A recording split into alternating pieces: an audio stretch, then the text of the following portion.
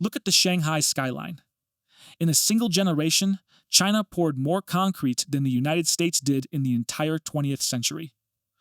We see these skylines as a demonstration of raw industrial scale.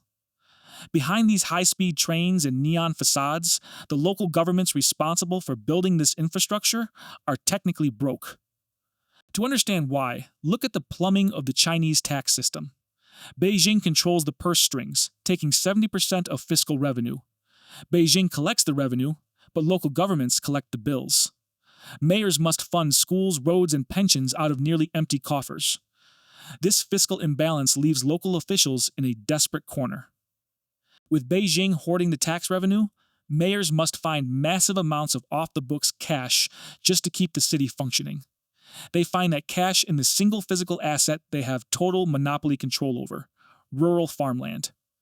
Officials exploit weak property rights to forcibly requisition generational family farms, taking the land for a mere fraction of its true market value.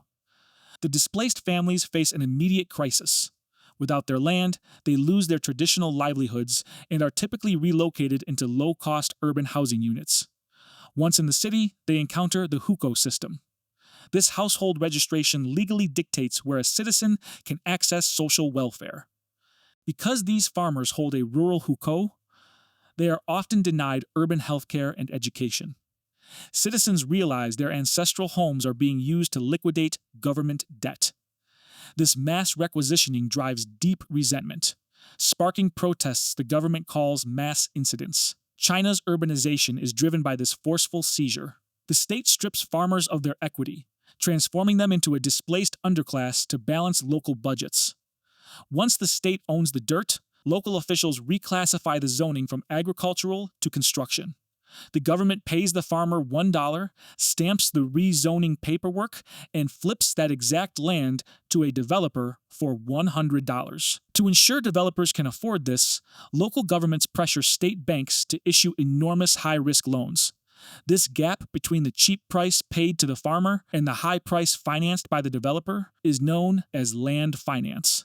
It is the hidden economic engine of the modern Chinese state.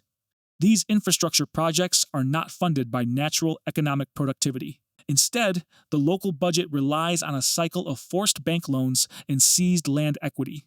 Local officials require this shadow revenue to satisfy Beijing's unfunded mandates. With an aging population, the bill for public pensions is growing by the day. Because this system exists outside normal tax structures, it encourages cronyism. Local leaders take the cash from land sales and route it into unregulated investments to boost GDP numbers and secure their own political promotions. The ultimate failure of this structure occurred in Shanghai in the mid-2000s under Party Secretary Chen Liangyu. Facing a massive shortfall in the city's pension funds, Chen gambled billions in public money on illicit real estate schemes. The investments collapsed, the money vanished, and Chen was sent to prison. Chen was punished, but his actions were the logical result of the system. He was a local mayor trying to fill a budget hole using the only financial asset Beijing allowed him to touch: real estate. The final physical product of this land supply chain is endless construction. The economy is caught in a loop. Local governments must sell land to pay their bills, and developers must build towers to justify the massive loans they took from state banks. It happens regardless of actual human demand. This produces ghost cities, pristine urban developments featuring residential towers and public parks that house absolutely no one. This graph tracks the cost of that overbuilding. To fuel this construction loop, local government debt has climbed well past 200% of GDP. The mechanism that once drove rapid GDP growth has mutated into a self-destructive cycle of overproduction that the nation can no longer afford to maintain. Central leadership recognizes that this debt-to-growth ratio is unsustainable.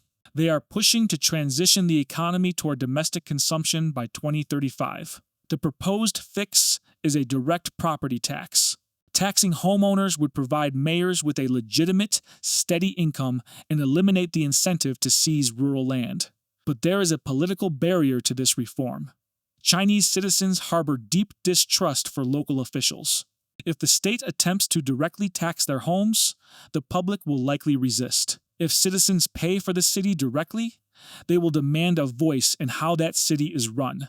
This demand for representation is a direct threat to the absolute control of the central government. China is trapped.